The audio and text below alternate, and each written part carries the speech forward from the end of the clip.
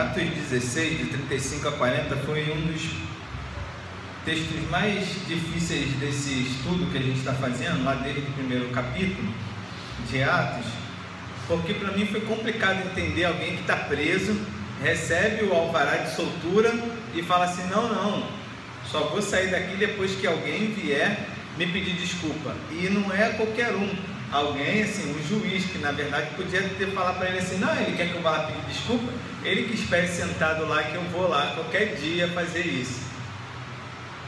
É difícil também porque a gente pensa que nesse momento Paulo ele está sendo orgulhoso, sabe? Ele está, não, me fez o que fez, agora tem que vir me pedir desculpa, algo nesse sentido. Mas por que será isso?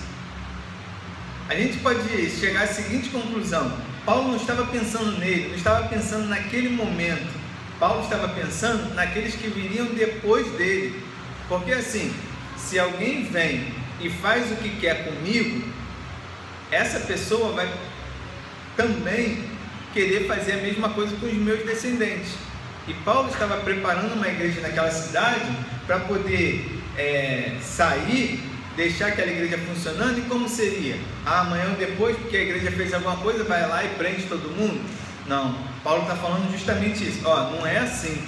Vocês precisam, se vai prender alguém, precisa prender como manda a lei, precisa ter o acusador, isso e tudo. E aí por isso que eu coloquei o tema de hoje como injustiça não. E aí a gente poderia abrir um leque de injustiças, não só em relação ao nosso cotidiano aqui, que a polícia muitas vezes tem a obrigação de prender e ela faz o quê? Mata. Muitas vezes a polícia tem a obrigação de ser educada e ela é o quê? Arrogante. A polícia tem a obrigação de ser humana, né? De dignificar, não sei se é essa palavra, o outro. E o que ela faz? Age com preconceito. Várias vezes aqui no morro, eu e meu filho, aí tipo, ele sempre é revistado e eu passo batido. Aí ele viu, pai, porque eu sou preto e tal. Então, não só essas injustiças, mas eu selecionei algumas outras coisas aqui. E o primeiro ponto que eu selecionei é que a liberdade não gera justiça. É mais ou menos isso que Paulo está falando. Você me colocar na rua não paga o que você me fez até aqui. Você precisa vir me pedir desculpa, porque eu ser livre, mas ainda permanecer como um bandido na sociedade, não vai rolar. Em outras palavras, a liberdade, ela requer autonomia, porque muitos ex-presidiários passam por dificuldades na nossa sociedade simplesmente por eles serem ex-presidiários. Carregam consigo uma mancha no seu, vamos dizer assim, no seu currículo, e não consegue muitas vezes nem um emprego.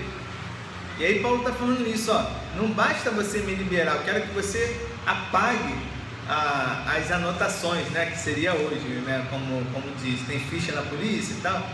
Uma vez em São Paulo, o policial me perguntou, tem passagem? Eu falei assim, não, eu vim de moto. Mas vamos lá. Por quê? Porque quem tem passagem, ou seja, já deveu ou está devendo, né, mais ou menos essa é a mentalidade deles.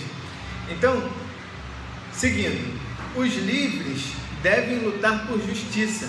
É claro que quem está preso também deve tentar lutar, né? Mas quem está preso não tem condições de correr atrás. Então, se eu estou livre e tenho um conhecido meu preso, eu que tenho que procurar fazer justiça por ele.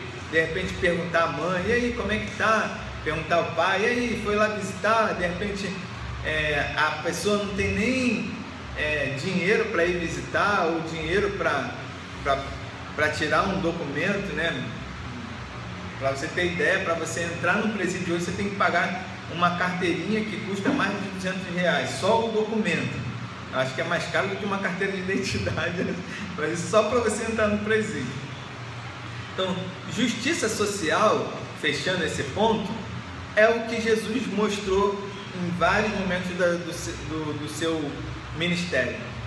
Porque para quem estava com fome, ele deu o que comer. Para quem estava doente, ele curou. Para quem estava preso ou possesso, ele libertou.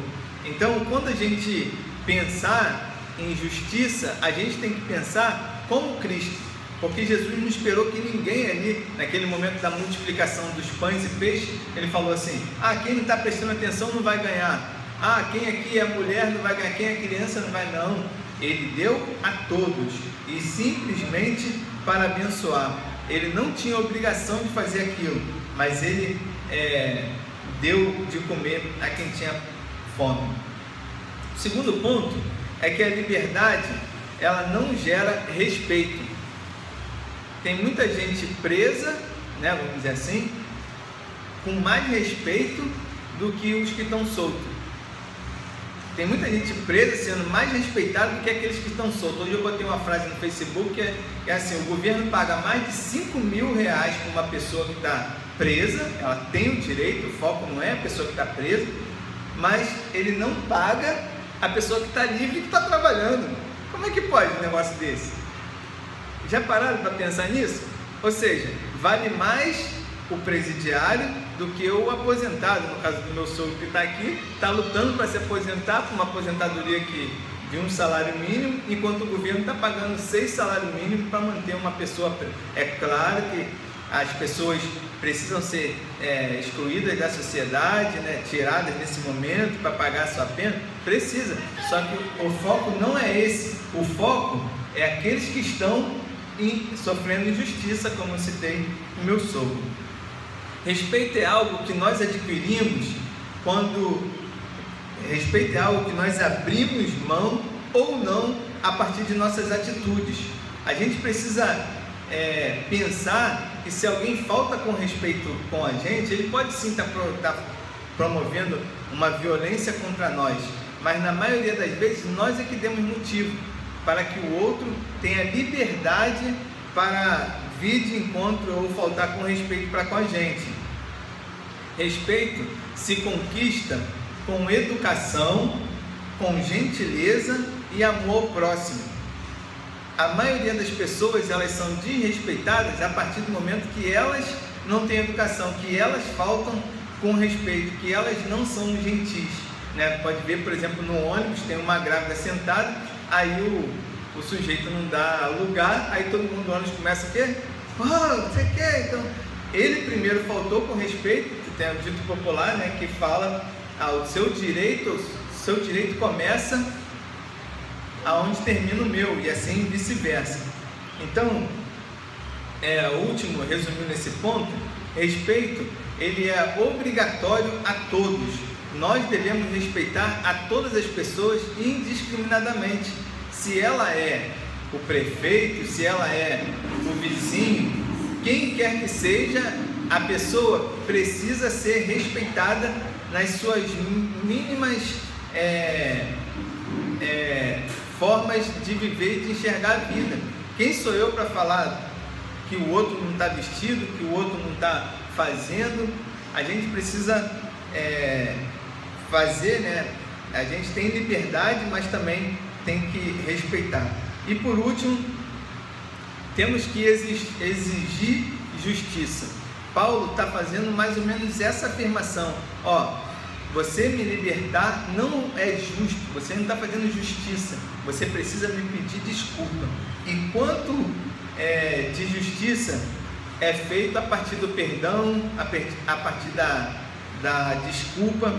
O nosso país, ele é conhecido como o país dos direitos escritos, mas também é conhecido como o país das injustiças, porque ao mesmo tempo que eu falo que uma criança tem direito à educação, à moradia, uma série de outras coisas, eu não dou condições para essa criança usufruir do direito que ela tem.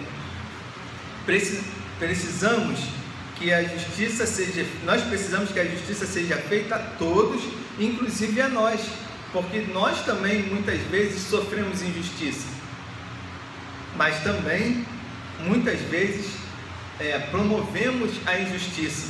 A partir do momento que a gente tem condições de fazer o bem e nós não fazemos, nós somos injusto.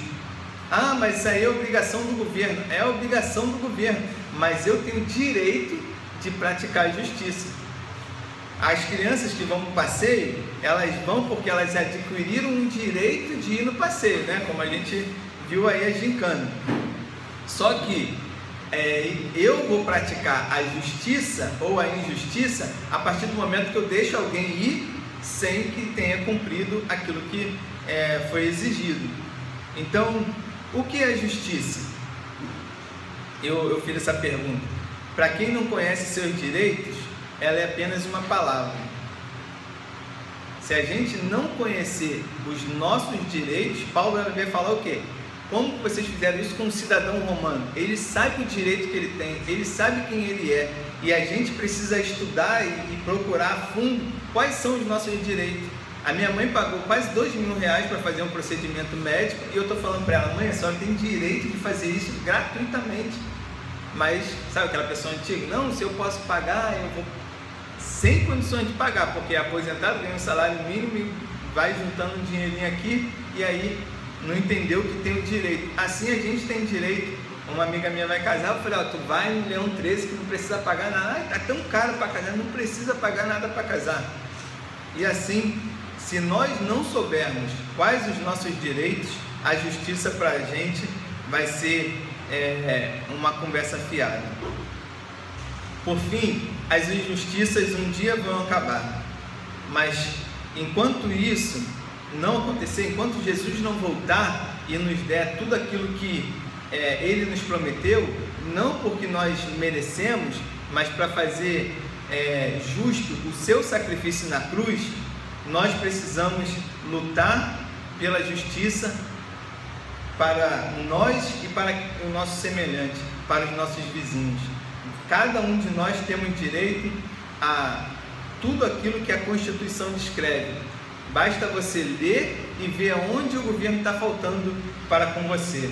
A questão da minha mãe, ela tem direito à saúde, não é isso que a Constituição fala? Então basta ir lá no fórum, lá tem um plantão judiciário, o juiz vai dar uma liminar mandando ela fazer, mandando o hospital particular fazer o procedimento nela, porque ela não tem condições de pagar.